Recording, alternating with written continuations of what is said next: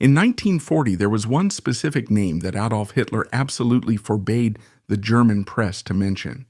It was a name that evoked a glorious past, a past the Nazi regime was desperate to erase forever. That name was Prince Wilhelm Karl of Prussia. Born the grandson of the Kaiser, raised amidst the velvet and marble of the Potsdam palaces, Wilhelm Karl chose a different path.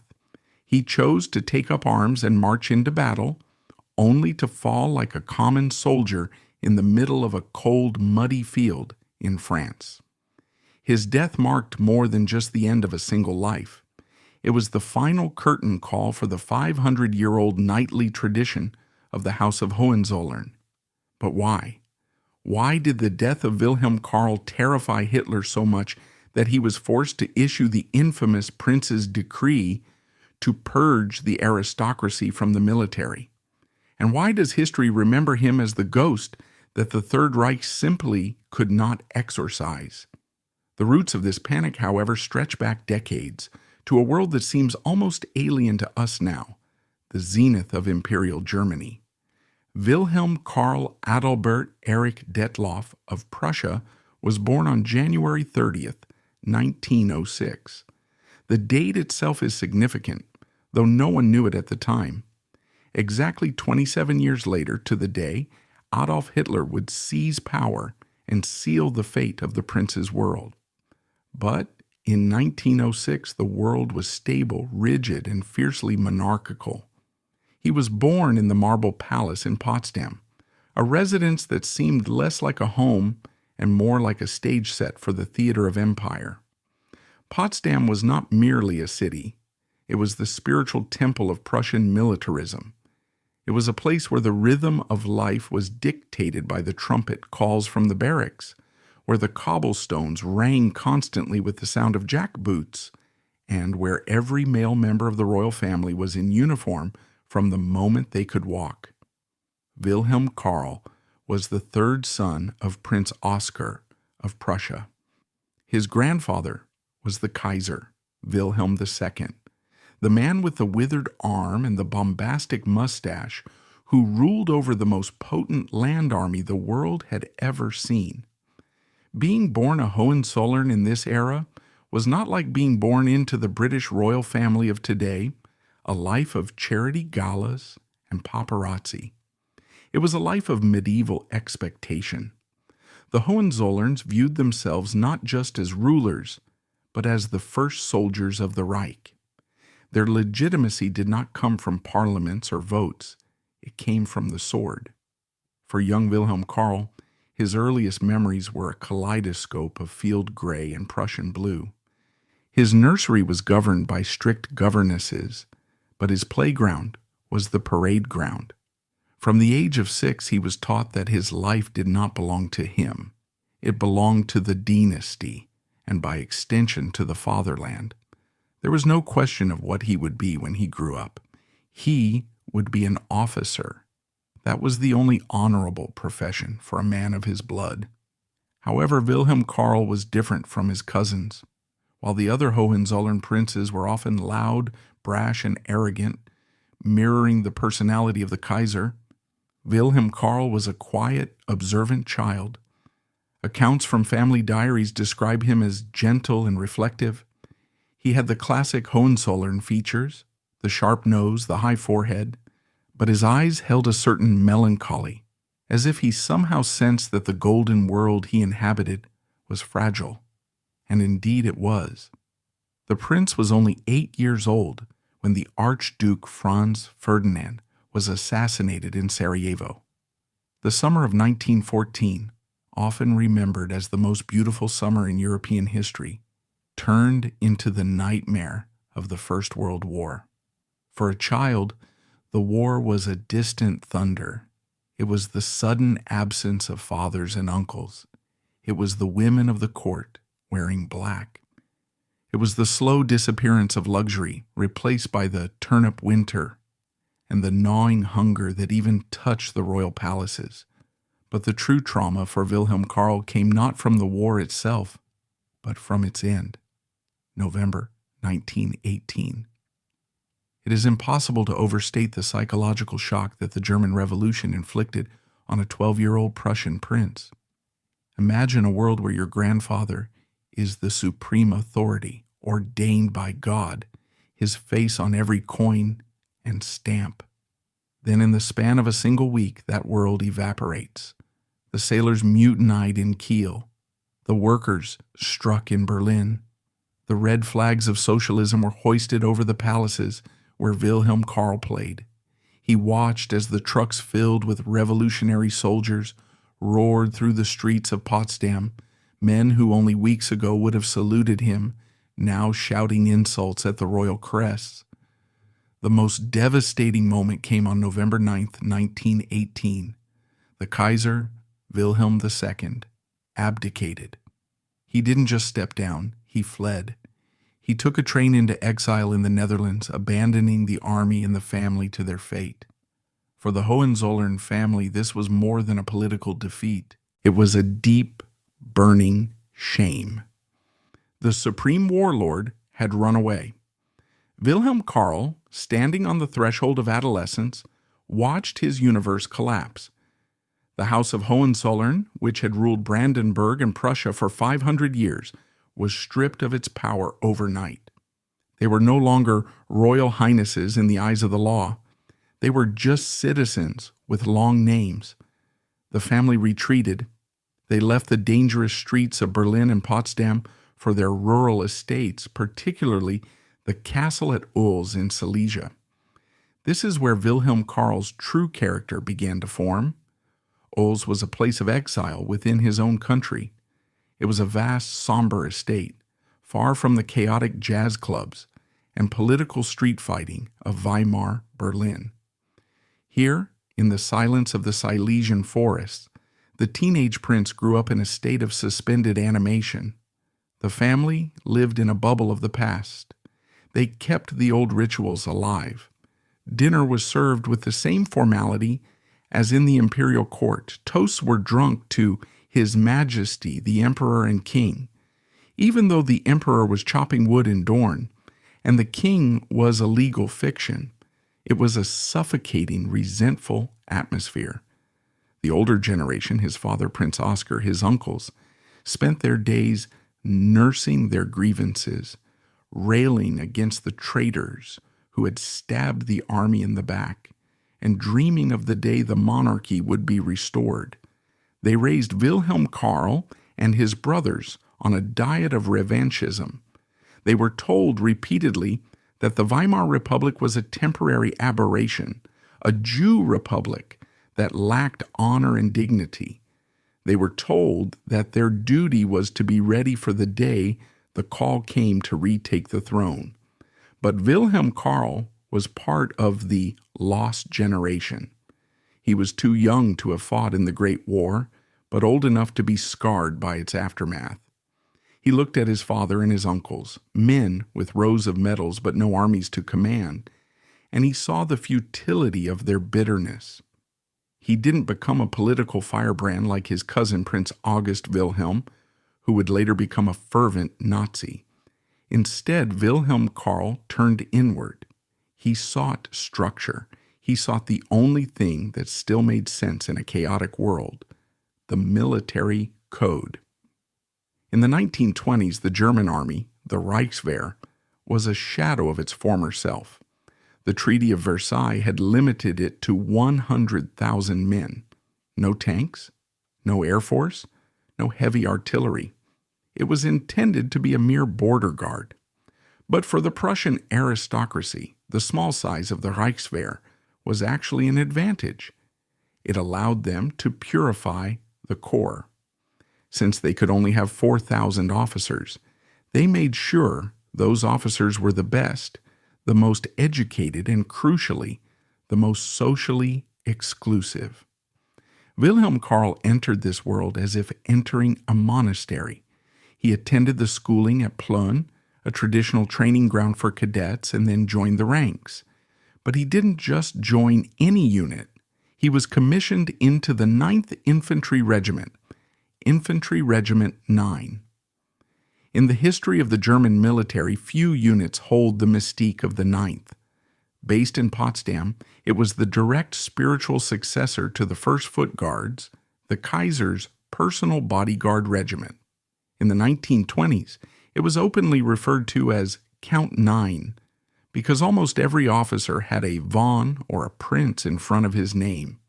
It was a state within a state, a place where the Weimar Republic's flag was rarely flown, and where the old imperial colors of black, white, and red were still cherished in the officers' mess. For a young man who had lost his birthright, the regiment became his new family. It gave him back his dignity. In the mess hall of the Ninth, he wasn't a relic of a failed dynasty. He was lieutenant of Prussia. However, we must be careful not to romanticize this period of his life too much.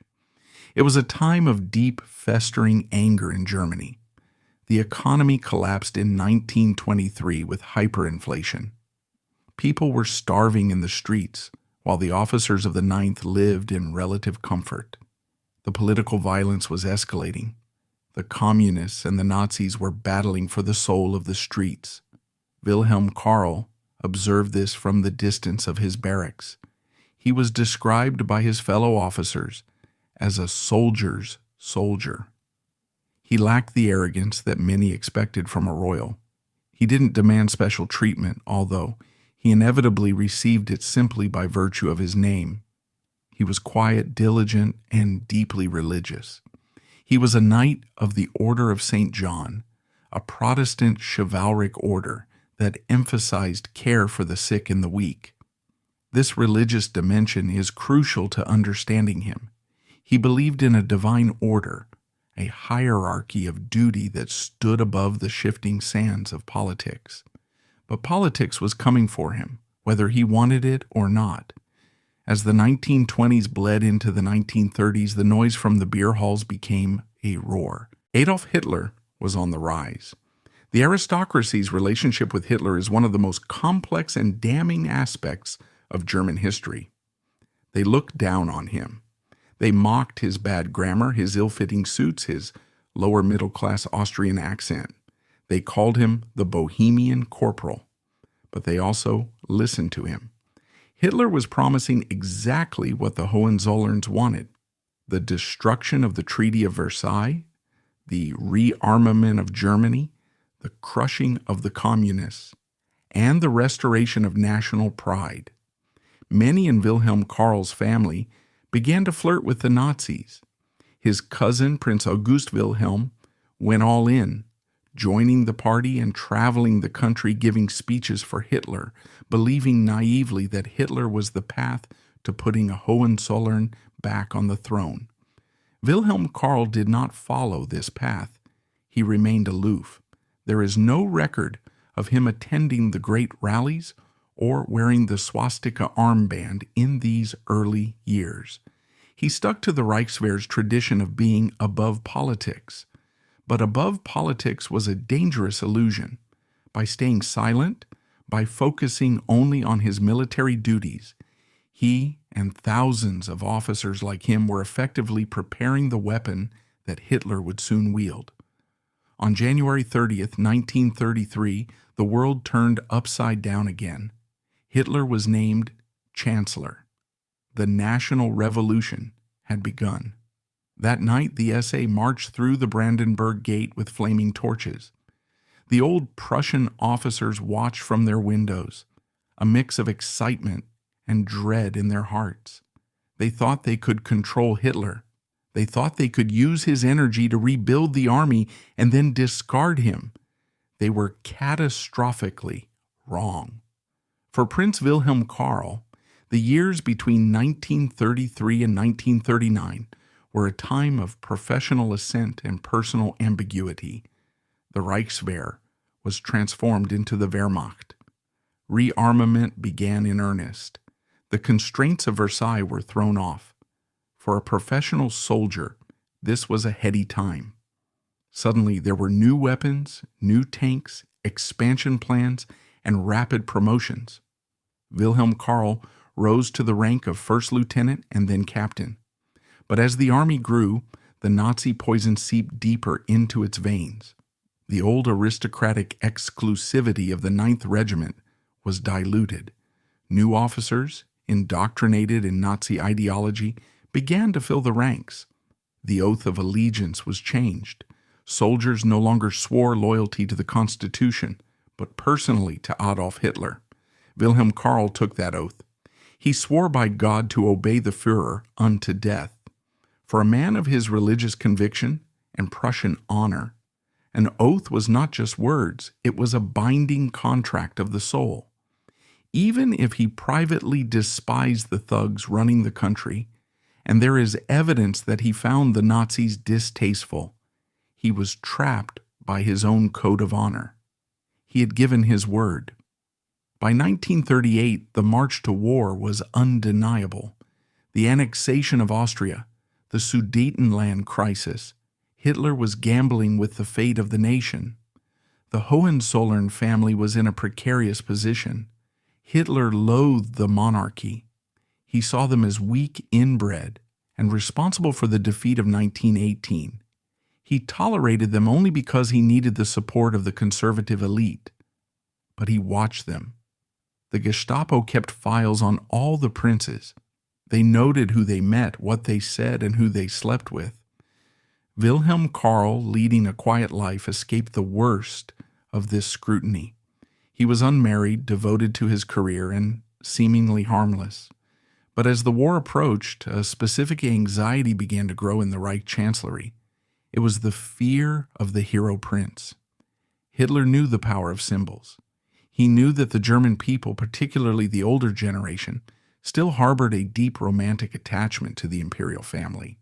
If a handsome young Hohenzollern were to distinguish himself in battle, to become a media darling, to win the pour le mérite like his ancestors, he could become a focal point for opposition.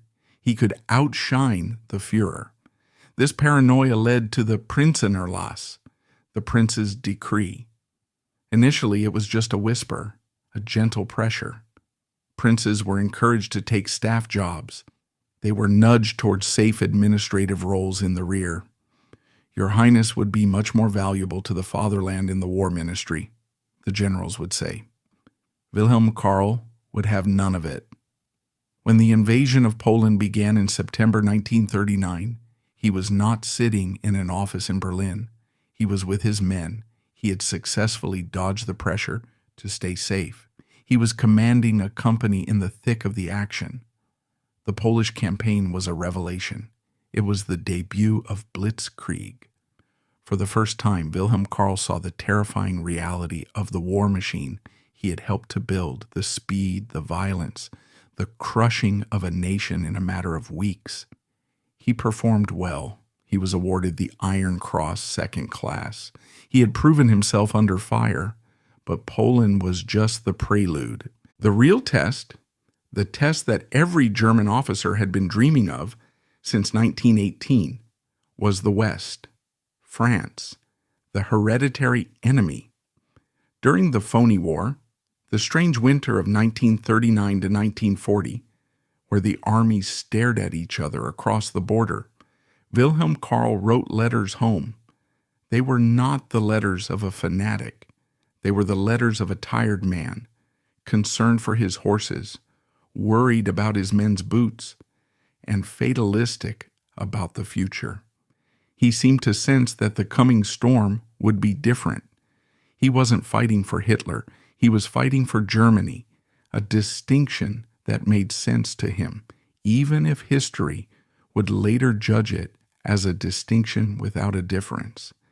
In the spring of 1940, his unit, the Infantry Regiment 1, was moved into position for the Great Offensive. They were part of the 1st Infantry Division, tasked with smashing through Belgium and drawing the Allies into a trap. Wilhelm Karl was now 33 years old. He was in the prime of his life, a seasoned captain, respected by his troops and carrying the name of emperors on his shoulders. As he stood by his staff car on the eve of the invasion, looking at the maps that showed the route into France, he could not have known that he was looking at his own grave. He could not have known that in a few short weeks He would become the center of a political storm that would end the military history of his family forever. The sun went down on May 9th, 1940. The engines of the tanks began to roar. The great tragedy was about to begin. The dawn of May 10th, 1940, broke not with the singing of birds, but with the roar of engines that shook the very earth of the Rhineland. It was a sound that had been building in the nightmares of Europe for 20 years, the collective growl of thousands of Maybach tank engines and Junkers dive bombers coming to life simultaneously. For First Lieutenant Wilhelm Karl of Prussia, standing amongst his men of the 1st Infantry Regiment, this was the moment the phony war evaporated and the reality of total war began. The months preceding this moment had been a strange, surreal interlude.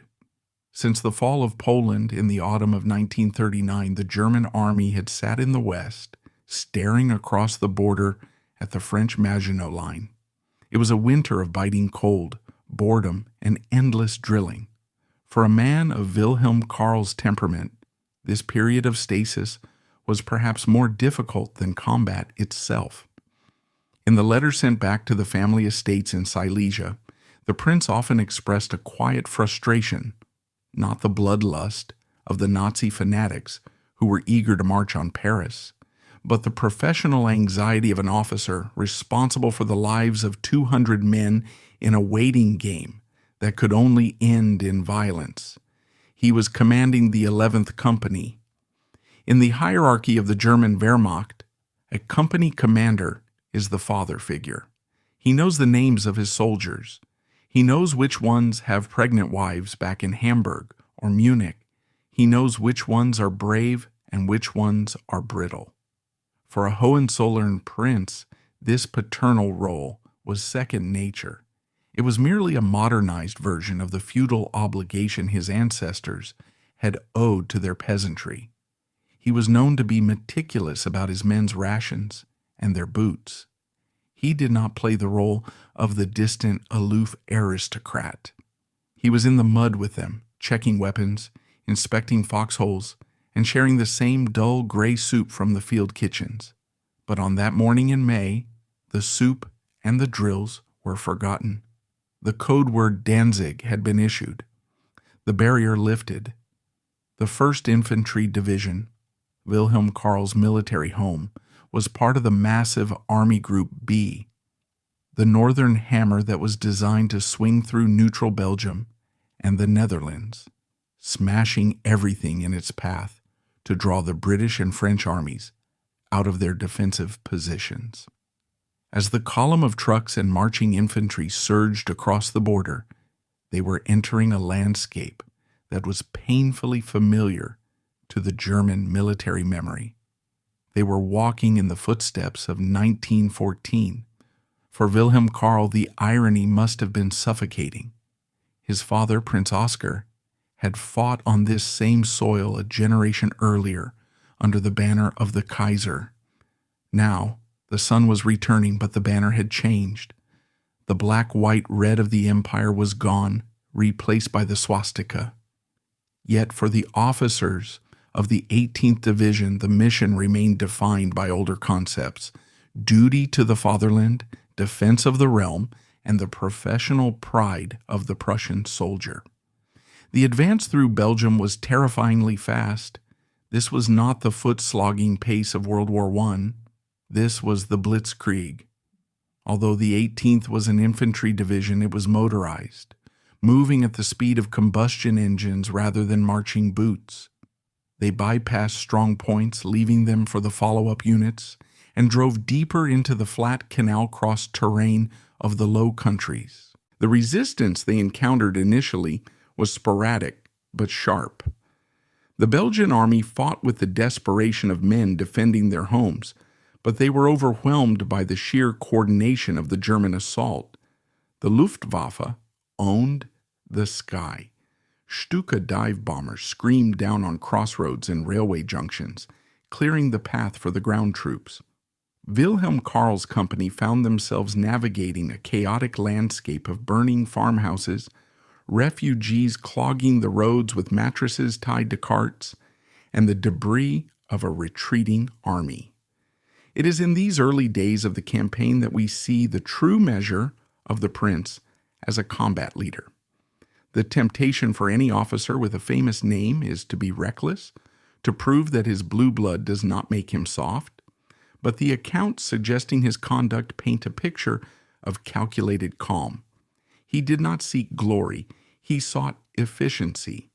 When his company came under fire from a Belgian rearguard action near a canal crossing, reports suggest he directed the suppression fire with the cool detachment of a man solving a mathematical problem. He was doing the job he had been trained for since he was 6 years old in the nurseries of Potsdam. However, beneath the veneer of military success, a shadow was stalking him. It wasn't just the enemy. It was the Prinsenerlass, the prince's decree. Even as Wilhelm Karl was leading his men through the dust of Belgium, the high command in Berlin was growing increasingly anxious about the presence of royals on the front line. Hitler's paranoia was fueled by the fear that a royal casualty would turn into a royal martyr. There were whispers in the staff headquarters.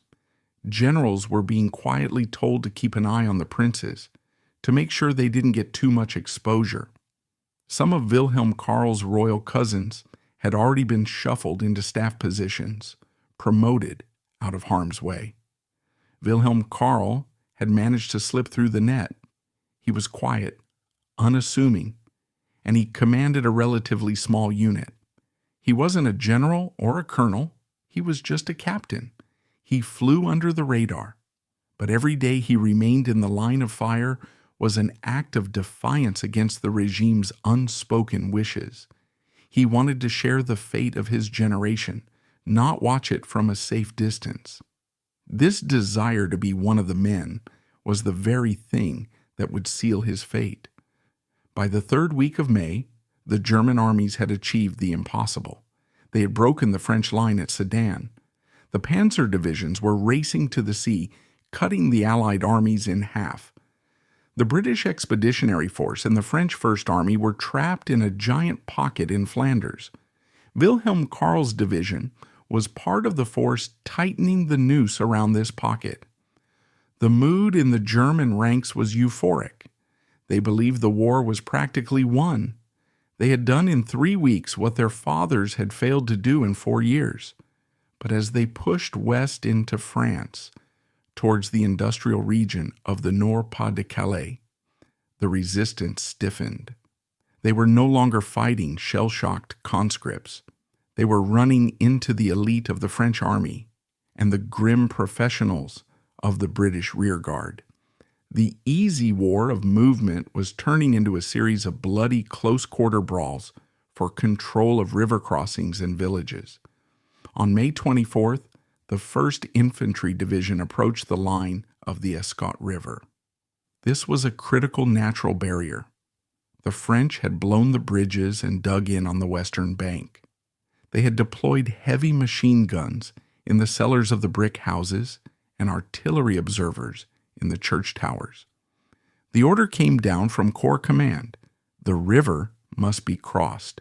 The bridgehead must be established. For Wilhelm Karl, this meant the end of the motorized advance and the beginning of the infantryman's hardest task, the river assault. The preparations were hasty. Under the cover of darkness and artillery barrages, rubber assault boats were brought forward. The air smelled of cordite, wet earth, and the sickly sweet scent of decaying cattle killed in the crossfire. One can imagine the prince moving among his platoons in the twilight, checking the chin straps of helmets, exchanging brief words with his sergeants. In these moments, rank dissolved slightly. They were all just men facing the black water and the muzzle flashes on the other side. The crossing on May 25th was successful but costly. The German infantry paddled across under withering fire, clawing their way up the muddy banks on the far side. They established a tenuous foothold near the villages of Valenciennes. But the French were not giving up. They launched counterattack after counterattack, trying to push the Germans back into the river. This brings us to the morning of May 26, 1940, a Sunday. The sun rose over a landscape that had been pulverized. The fields of sugar beet were cratered. The trees were shorn of their branches by shrapnel.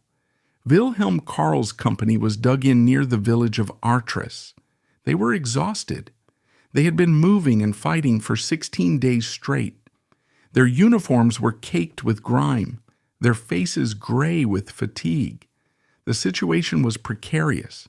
The company was holding a sector of the line that was exposed. To their front lay open ground sloping gently upward toward French positions, hidden in a small wood and a cluster of farm buildings. The French fire was constant, the snapping crack of rifle bullets and the rhythmic thudding of a Hotchkiss machine gun that pinned them to the earth. It is important to visualize the specific geography of this moment. This was not a grand battlefield like Waterloo or the Somme. It was a small, intimate killing zone. The distances were short, perhaps 200 or 300 meters, separated the prince from the enemy. Around midday, the intensity of the fight increased. The French appeared to be preparing for another push. The German line was thinning. Casualties had reduced the company's effective strength. Communication with the battalion headquarters was spotty. In the chaos of the forward edge of the battle area, a commander is often blind. He has to rely on instinct. Wilhelm Karl, crouching in a shallow foxhole or ditch, observed his men. He saw the fatigue. He saw the hesitation. When men are pinned down for too long, fear begins to calcify. They stop moving. And in infantry warfare, if you stop moving, you die. The momentum had to be regained. They needed to improve their position to push forward to a slight ridge that would offer better cover and firing lines. It was a decision that thousands of officers had to make during the war. But for Wilhelm Karl, it was the final decision. He didn't order a sergeant to lead the way. He didn't check with his superiors. He adjusted his webbing, gripped his pistol or submachine gun. The records vary, but officers typically carried MP40s or Lugers in assault, and prepared to do what a Hohenzollern was bred to do. He prepared to lead from the front. There is a profound loneliness in the moment before an officer breaks cover. He is surrounded by his men, yet he is utterly alone in his responsibility. The weight of his name, his ancestors, the Frederick the Greats and the soldier kings, all those centuries of military history were compressed into this one singular second in a French beat field. He signaled to his platoon leaders. He rose from the earth. The movement drew immediate attention. In the chaotic visual field of combat, a standing figure is a magnet. The French machine gunner hidden in the tree line traversed his weapon. Wilhelm Karl shouted a command, perhaps forward or follow me. He took a few strides, his boots sinking into the soft agricultural soil. His men began to rise with him, spurred by his example. Then the air snapped. The burst of machine gun fire did not sound like a movie effect. It was a loud, mechanical tearing noise. The bullets struck the prince in the chest and neck. The impact would have been like a sledgehammer. There was no cinematic stumble, no dramatic speech. He simply crumpled. The physics of the bullet stopped the forward motion of the history of his house. He fell onto his back, staring up at the bright spring sky of France. His adjutant and a medic scrambled to him, ignoring the dirt kicking up around them as the bullets continued to rake the ground. They dragged him into the partial cover of a furrow. But the damage was catastrophic. The carotid artery, or the heart. The medical details are lost to the fog of war, but the result was immediate. The blood of the Hohenzollerns, which had once been believed to be divinely protected, soaked into the gray wool of his tunic and the dark earth of the field. The prince was conscious for perhaps a minute, pain, shock, and the rapid fading of the light.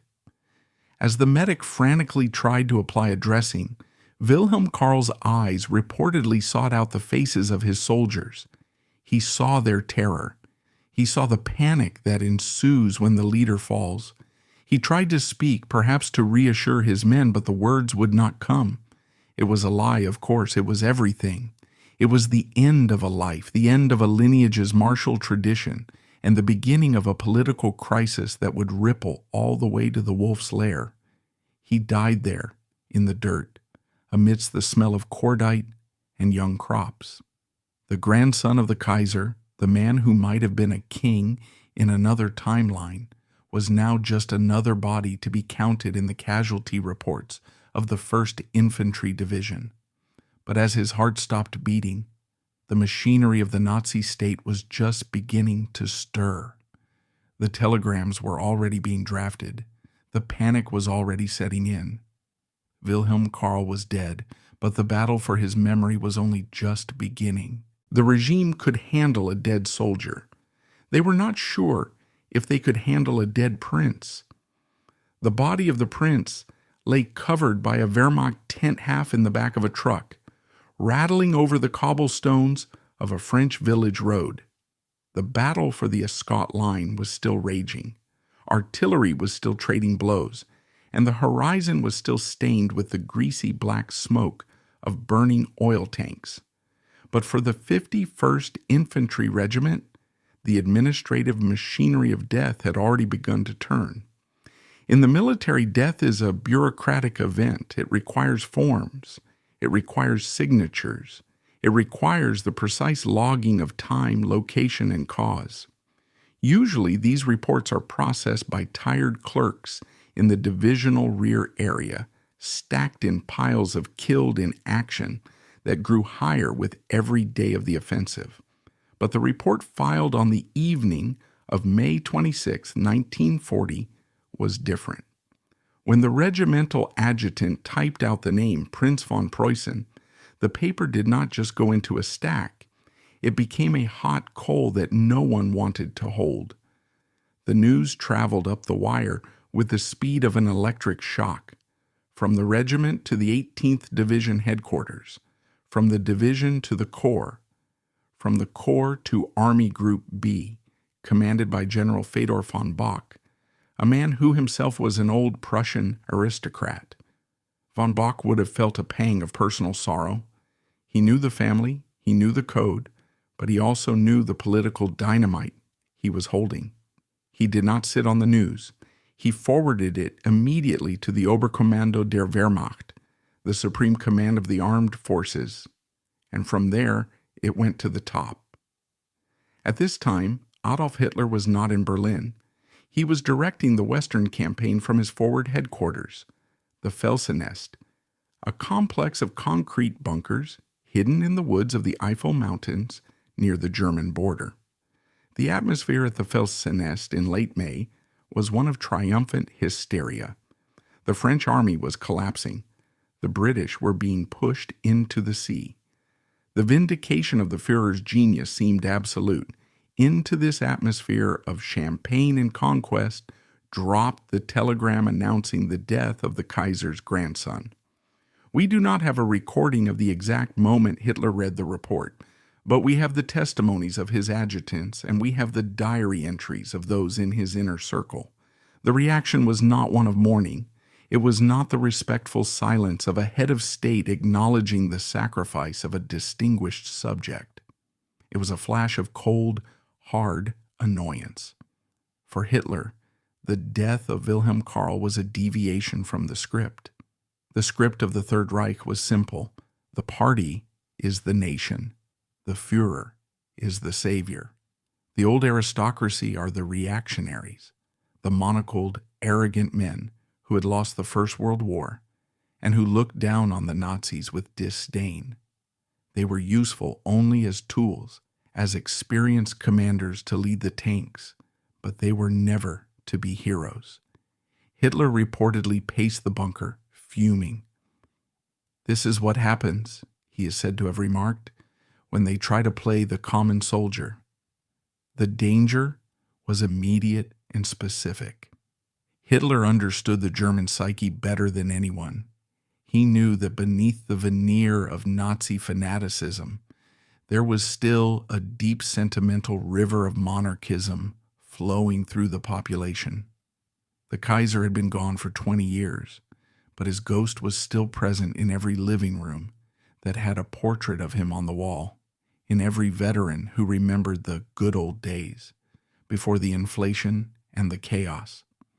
If Wilhelm Karl were given a hero's funeral, if his coffin were draped in the imperial flag and pulled on a gun carriage through the Brandenburg Gate, past weeping crowds, it would be a disaster for Nazi propaganda. It would remind the people of a loyalty that predated the swastika. It might make them ask, did this prince die for Hitler or did he die for Germany?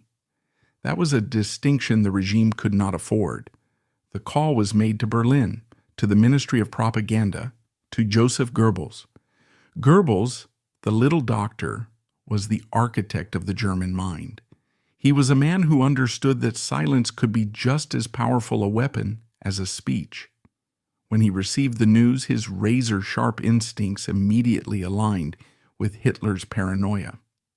On May 29th, Goebbels wrote in his diary, a document that serves as the dark subconscious of the regime. The Führer is right. We cannot allow a resurrection of the monarchy through the back door of hero worship. The press must be instructed, no sensation, no pictures. The order went out to the German press agencies on the morning of May 27th. It was a masterpiece of bureaucratic censorship. The editors of the great newspapers, the Völkischer Beobachter, the Berliner Lokalanzeiger, were told that they could print a death notice, but it had to be small. It had to be on the inside pages. And, most crucially, there was to be no photograph. Think about the cruelty of that specific detail. In 1940, the photograph was the primary way people connected with the fallen. To deny a picture was to deny the humanity of the dead. It turned the prince into a text entry, a statistic. The regime wanted to ensure that the German public could not look into his eyes and feel a personal connection. But the hardest blow was reserved for the family. In the quiet estate of Oels, Prince Oscar received the news that his son was dead. One can only imagine the scene, the crushing weight of the telegram, the grief of a father who had raised his son to be a soldier, knowing that this was the possible price, yet hoping against hope that the coin would not fall on tails. The family immediately began to plan. They assumed naturally that the body would be brought home. They assumed there would be a funeral in Potsdam, at the garrison church, the spiritual home of their dynasty.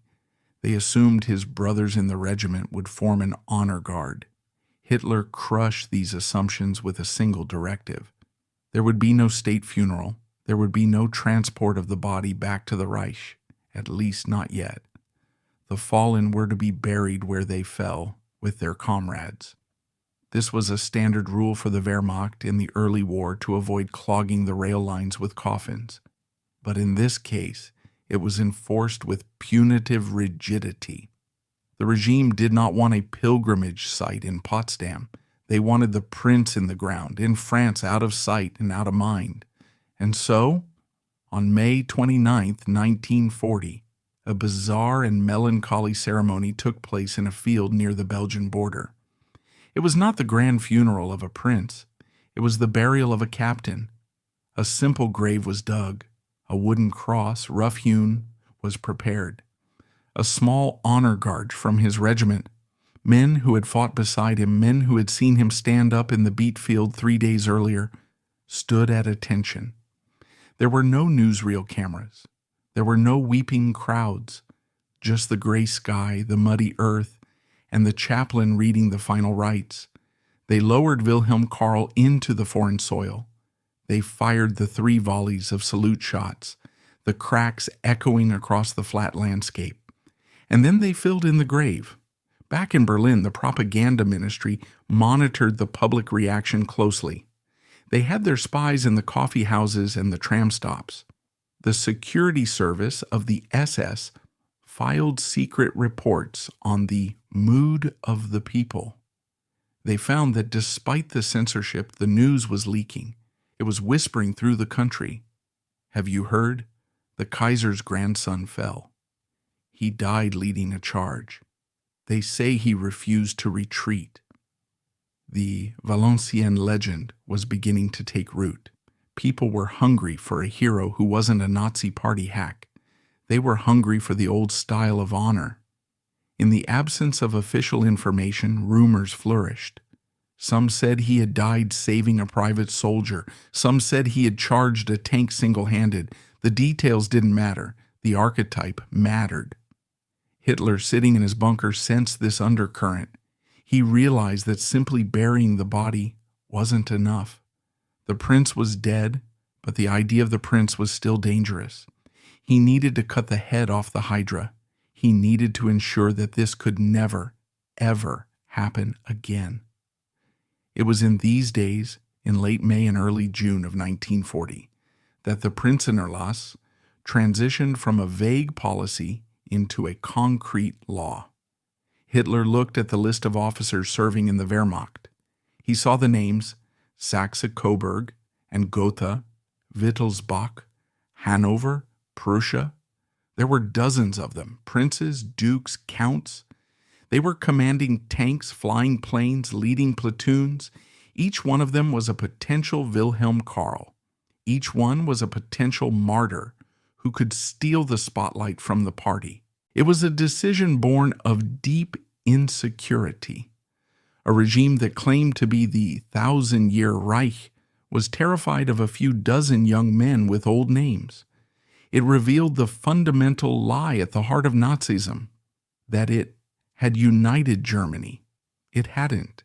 It had merely covered the cracks with plaster and swastikas, and the death of one quiet captain in a French field had caused those cracks to widen just enough for the light to shine through. As June began and the Wehrmacht marched into Paris, the family of Wilhelm Karl sat in mourning in Silesia. They were forbidden from public displays of grief. They were watched by the Gestapo. But they knew something that Hitler didn't.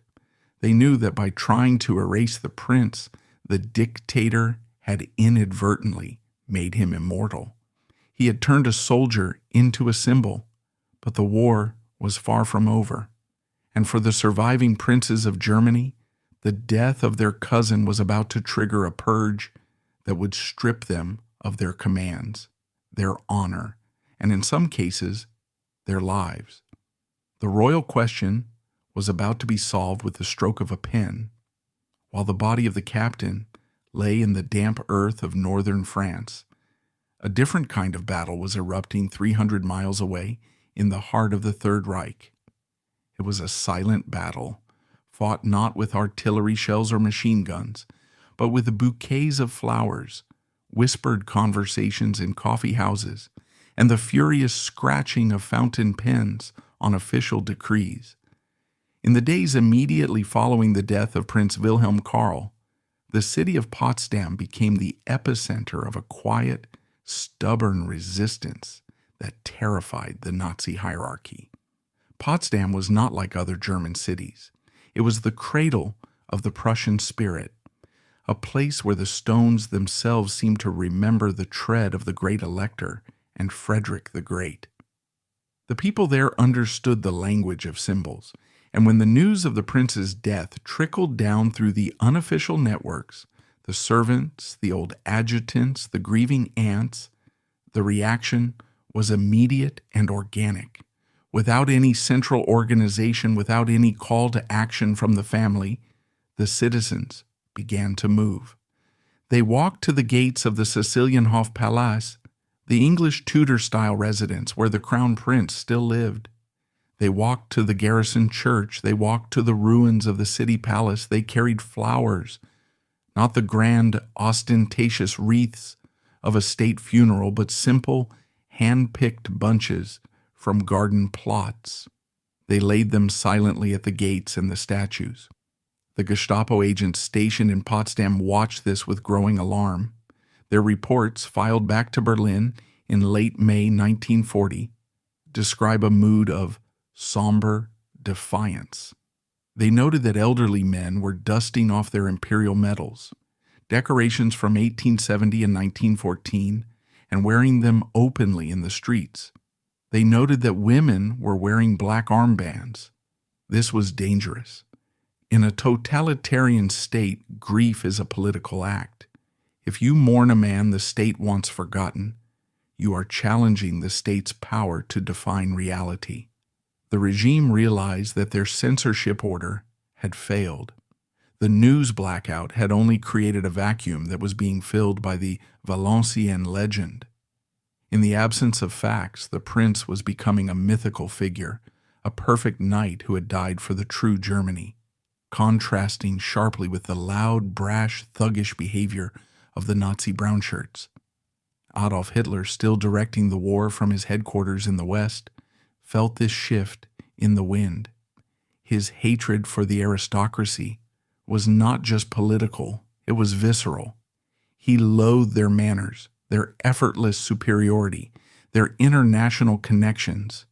He had tolerated them because he needed their military expertise to build the Wehrmacht.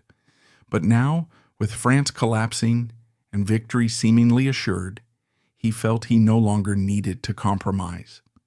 The death of Wilhelm Karl gave him the excuse he had been looking for to purge the officer corps of its blue blood. On May 30th and throughout early June, the discussions at the Führer's headquarters turned toxic.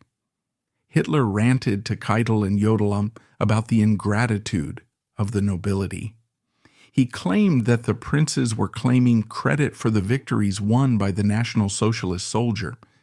He was particularly incensed by the idea that the House of Hohenzollern might use Wilhelm Karl's death to argue for a restoration of the monarchy.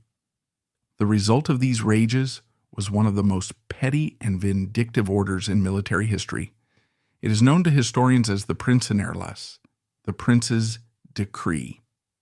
Drafted in secret and issued on May 19, 1940, but clarified and expanded in the weeks following Wilhelm Karl's death, the decree was a slow-motion execution of the German aristocracy's military soul.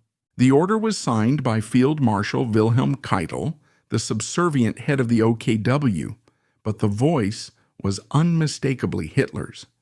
The language of the decree was bureaucratic, but the intent was brutal. It stated that members of the formerly reigning royal houses of Germany, not just the Hohenzollerns, but the Wittelsbachs of Bavaria, the Wettins of Saxony, the Zaringens of Baden, and others, were internationally connected and therefore politically unreliable. The decree had two phases. The first immediate phase was a ban on any further frontline service. The princes were to be pulled out of their tanks, their cockpits, and their foxholes immediately. They were to be transferred to staff positions in the rear, far away from the cameras and the glory. Imagine the scene as this order reached the front lines in June 1940. The German armies were surging south towards Paris. The momentum was unstoppable.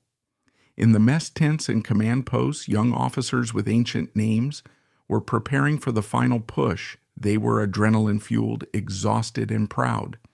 Then a motorcycle messenger arrives. A sealed envelope is handed to the divisional commander. The commander, often an old Prussian aristocrat himself, reads the order with a sinking heart. He has to call in his best platoon leader, his most daring reconnaissance pilot. "I'm sorry, Lieutenant," he would say, "you are relieved of command." "But why, Colonel? Have I failed? Is my performance unsatisfactory?" "No, it is because of your name. You are to report to the rear immediately." For men raised on the code of death or glory, this was a fate worse than death. It was a public castration of their honor. They were being told that their blood, which they were willing to spill for Germany, was not good enough for the Third Reich. Wilhelm Karl's death had been the catalyst for this mass humiliation. Because he had died a hero, no other prince would be allowed to. Take, for example, his cousin, Prince Louis Ferdinand of Prussia. He was the pretender to the throne, a man of immense charm and intelligence, who was serving as a jovial, popular officer in the Luftwaffe. He was grounded, banned from flying, confined to his estate, or Prince Hubertus of Prussia, another cousin, who was fighting in the Luftwaffe. He was pulled from his unit. He would eventually die of appendicitis during the war, a mundane death that the regime found much more acceptable than a hero's death on the battlefield. But the decree did not stop at banning them from the front.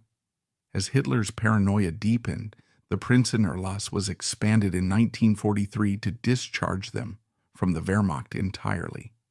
They were stripped of their uniforms, their ranks, and their purpose. This purge had a profound corrosive effect on the relationship between the army and the party.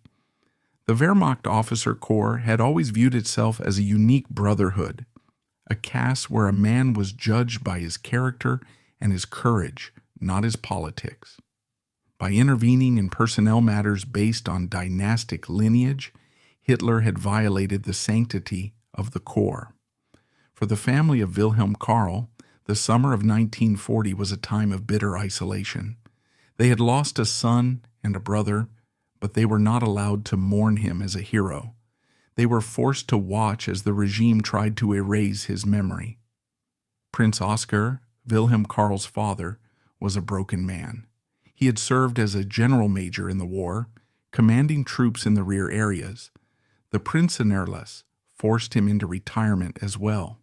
He retreated to the castle of Oels, the gloomy fortress in Silesia, where Wilhelm Karl had spent his youth. There, in the library lined with portraits of ancestors who had fought against Napoleon and the Turks, the family created a private shrine to the fallen captain. Since they could not publish obituaries in the newspapers, they printed private memorial cards. These cards, bordered in black, circulated secretly among the nobility of Europe. They became tokens of a silent resistance, proof that the other Germany still existed even if it was being suffocated. The grave in Artres, France remained lonely and unmarked by any official monument. The regiment moved on, the war moved on, the Valenciennes legend faded from the mess halls, as the soldiers who remembered Wilhelm Karl were themselves killed in the vast attrition of the Russian front a year later. But the ghost of the prince continued to haunt the Nazi regime in subtle ways. By removing the princes from the army, Hitler created a dangerous class of idle, disaffected aristocrats. Men who should have been fighting at the front were now sitting on their estates, listening to the BBC and talking to each other. It is no coincidence that many of the conspirators who would later try to kill Hitler in the July 20th, 1944 plot came from these very circles. They were men who had seen the honor of the army dragged through the mud. They were men who remembered the indignity of the Prinzenerlass.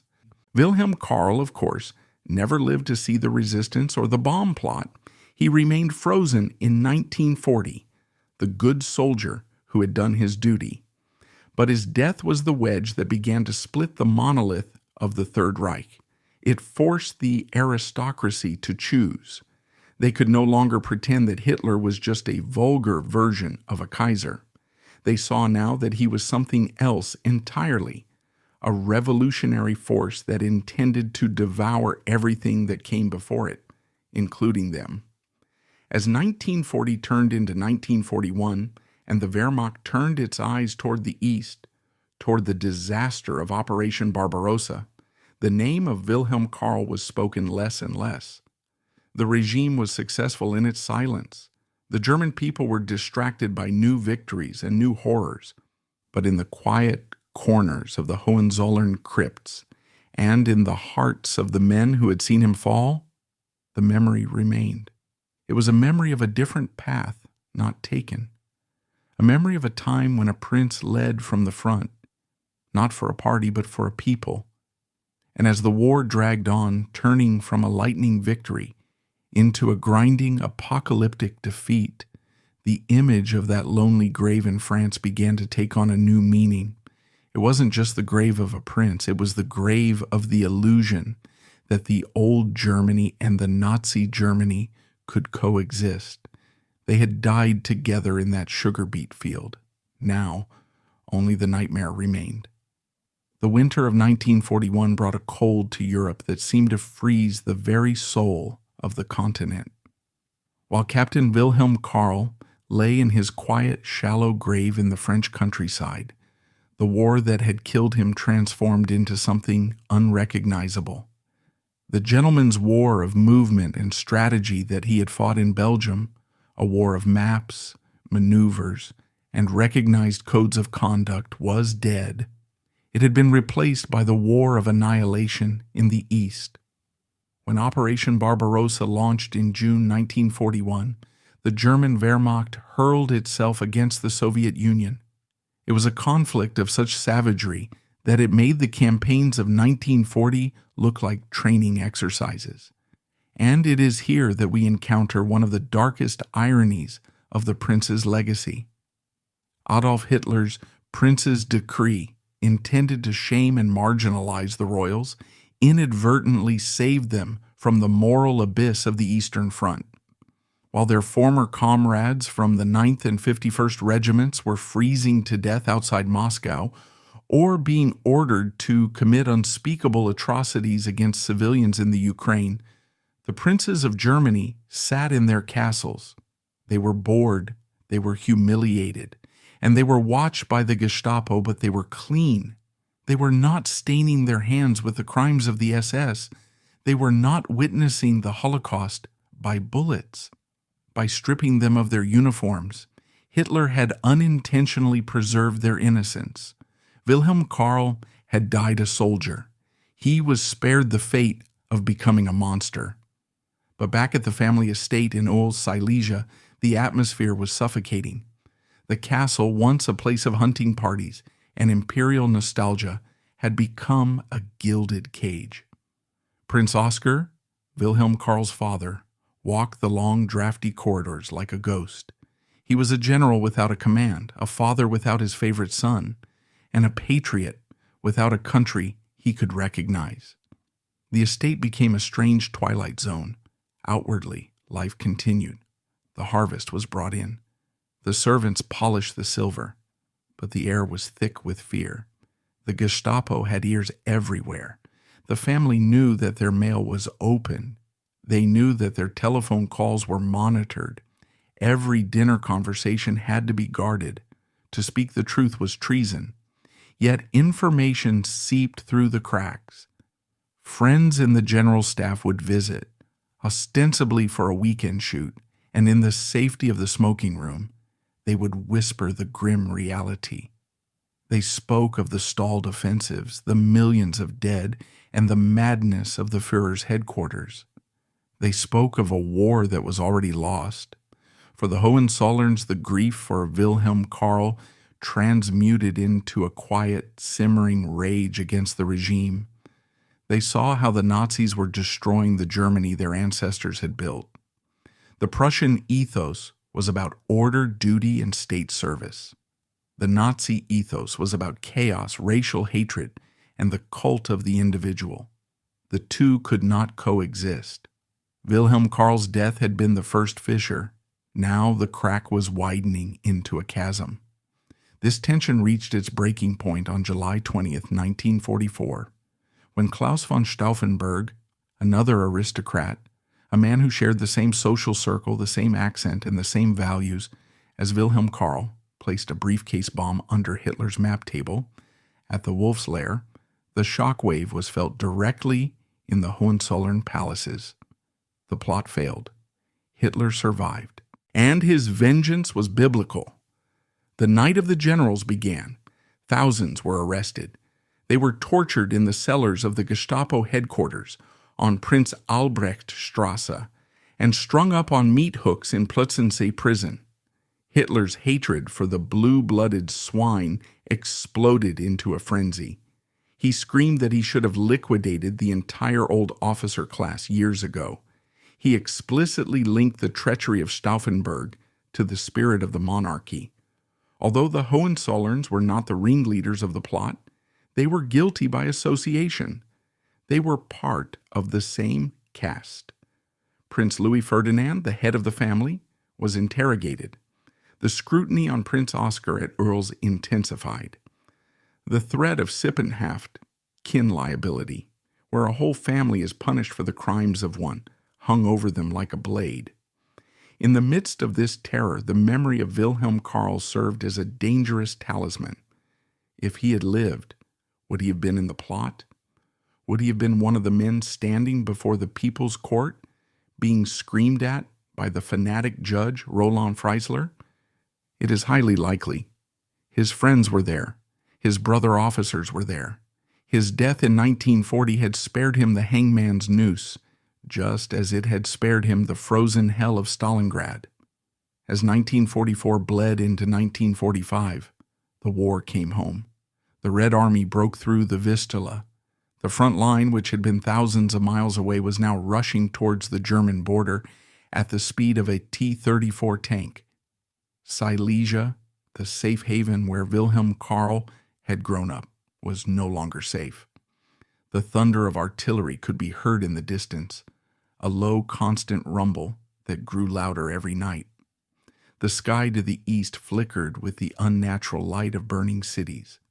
The panic that gripped the German aristocracy in January 1945 was total. For 500 years, the Hohenzollerns had held lands in the east. They were the lords of the marches. Now the Slavic tide was washing over them. It was not just a military defeat. It was an ethnic and social erasure. At Castle Ols, the order to evacuate came. It is a scene of almost operatic tragedy. Prince Oscar, an old broken man, had to oversee the packing of wagons. What do you take when you are leaving 5 centuries of history behind? You take the family Bible. You take the silver. You take the portraits of the ancestors, but you cannot take the land. You cannot take the graves. Wilhelm Karl was lucky. His body was safe in France, resting in the soil of a civilized enemy who respected the laws of war. But the rest of the family dead, the ancestors buried in the crypts of Silesia, were about to be overrun by soldiers who had been taught to hate everything the name Hohenzollern stood for. The flight from Ols was a nightmare of ice and fear. The roads were clogged with millions of refugees. Horses died in the snow. Carts broke down. Soviet fighter planes strafed the columns. The mighty House of Prussia was reduced to a convoy of frightened refugees, shivering in the cold, indistinguishable from the peasants who walked beside them. Prince Oscar led his family west, away from the Russians, towards the British and Americans. They were running not just for their lives, but for their identity. They were leaving behind the world that had made Wilhelm Karl, the forests where he hunted, the rooms where he learned to read, the parade grounds where he learned to march. All of it was being consumed by fire and the iron tracks of Soviet tanks. By May 1945, the Götterdämmerung was complete. Berlin was a heap of rubble. The Reich Chancellery, where Hitler had raged about the prince's decree, was a hollowed-out shell. The dictator was dead by his own hand. The 1,000-year Reich had lasted 12 years and 3 months. The silence that fell over Germany in the summer of 1945 was the silence of the grave. The country was occupied, divided, and utterly destroyed. The Hohenzollerns were homeless. Their estates in the east were gone forever, annexed by Poland and the Soviet Union. The castles were looted, the libraries burned. In this year zero, the survivors began to take stock of what remained. They had lost their crown in 1918. They had lost their honor in 1933. They had lost their homes in 1945. What was left? Only memory.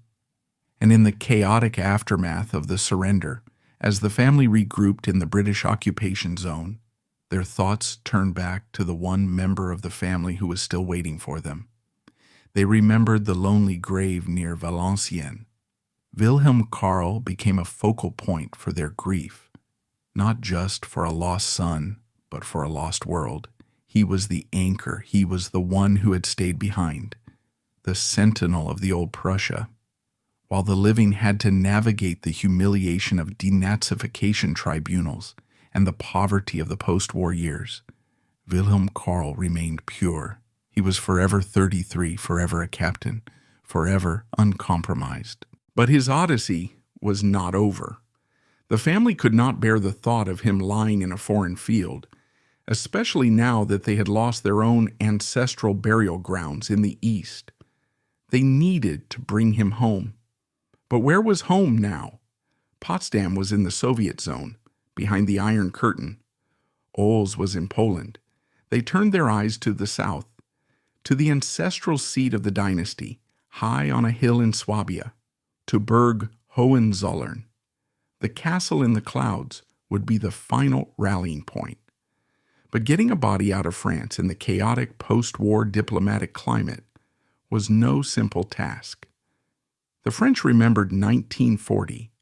They remembered the occupation. They were not inclined to do favors for the family of the Kaiser, who had shelled Paris in 1914, and whose grandson had invaded them in 1940.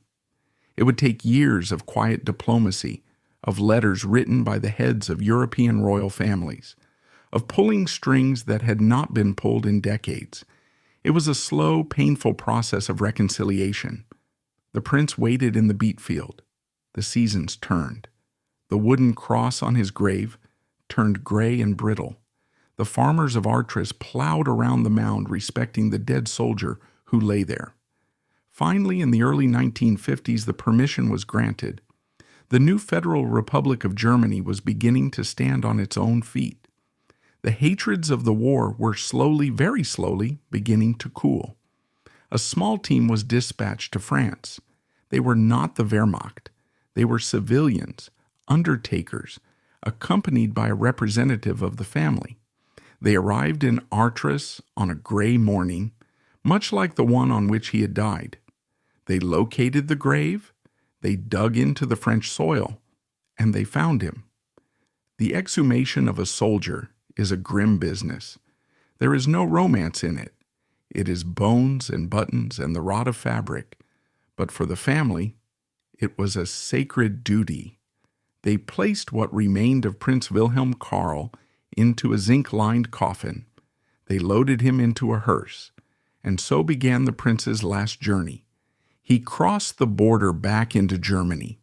He drove through the cities that were slowly being rebuilt from the rubble.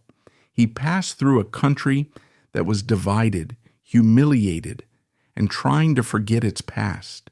He was a traveler from another time, a messenger from an era before the Holocaust, before the shame.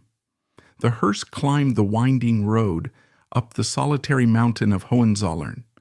The castle looms there like a fantasy, a vision of medieval power. It is the spiritual heart of the family. There was no state funeral this time either. The West German government wanted nothing to do with royal pageantry. It was a private affair.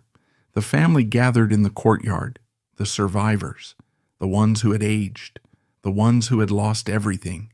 They carried the coffin down into the Christ Chapel, into the crypt. The air was cool and smelled of stone and incense. They placed him there, among the sarcophagi of his ancestors. He was finally home. But the story does not end with the closing of the crypt door. History is defined by what the living decide to remember. In the decades following the war, Prince Wilhelm Karl ceased to be a mere man and became a mirror for a divided Germany. While the communists in the East sought to erase the Hohenzollern name entirely, in the West, he became a quiet saint for the aging veterans of the 1st Infantry Division. For these men gathering in beer halls to sing old songs, he was not a political symbol, but the officer who had shared their mud and refused to abandon them. They polished his memory like an old medal, transforming the captain into the ultimate proof of the good German, a comforting myth that honor could survive within the Wehrmacht, untouched by the crimes that followed. However, this reverence eventually collided with the hard reality of a new generation. As the children of the 1960s began to question the complicity of their fathers, Wilhelm Karl was caught in the crossfire, viewed by some not as a hero, but as a relic of a criminal war machine. Yet while German historians argued, a profound act of reconciliation was quietly taking place in France. In the village of Artres, locals and former enemies gathered annually not to condemn, but to honor a fellow victim of the era's madness. This humble memorial in the French fields served as a stark, humane contrast to the politicized silence in Germany, proving that soldiers often recognize courage across lines that politicians cannot cross. In the 21st century, the prince's name resurfaced as a shield in the legal battles over Hohenzollern property, used to argue that the family had not entirely succumbed to Nazism. But reducing him to a legal defense obscures the haunting what if that hangs over his grave. By dying in 1940, Wilhelm Karl was frozen in amber, forever the clean soldier. He was spared the moral abyss of the Eastern Front and the terrible choices that destroyed the souls of his peers. His early death was a tragedy for his family, but for his reputation, it was a mercy. He died before the war lost its last shred of conventional legitimacy. Ultimately, Wilhelm Karl remains the tragic embodiment of the other Germany, a world of tradition and duty that was devoured by the very regime it tried to serve. He was the last warrior prince to lead a charge, a figure from the age of chivalry destroyed by the industrial efficiency of modern slaughter. Hitler tried to bury him in anonymity to prevent a rival hero from rising, but in doing so, he unwittingly carved the prince's name into history. Today, as we stand before his modest sarcophagus, we realize that his dying words, "It is nothing," were wrong. It was everything. It was the final flickering sunset of an old world, and he remains a solitary candle of human courage, a reminder that even when the world goes mad, a man can still choose how he stands and how he falls. The decree is void. The captain is at rest.